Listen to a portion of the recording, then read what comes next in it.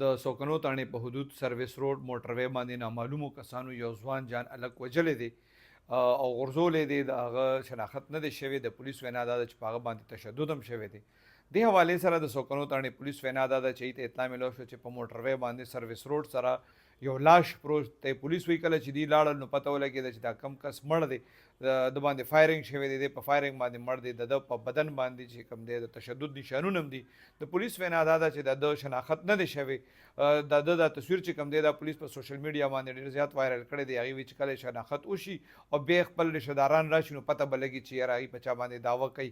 څنګه چې ما تاسو ته ووایي دا کم کس چې مړ دی نو د ده شناخت هم نه دی شوی. دی په فایرنګ باندې مړ دی. پولیس وایي کله چې دوی موقع له لاړل نو هلته خلکو دوی ته ووایي چې یاره دا د کم هلک چې مړ شوی دی دا خلکو د روان موټر نه د غورځولی دی. خو پولیس وایي دا لا کنفرم شوی نه ده. څنګه چې ما تاسو ته ووایي د ابتدایي انفارمیشن مزید بیا په دې کې څه اپډیټ شو یا د شناخت وشو یا دوی ورسا په چا باندې دعویداري کوله نو زه هغه انفارمیشن به بیا تاسو سره ضرور شیر کوم.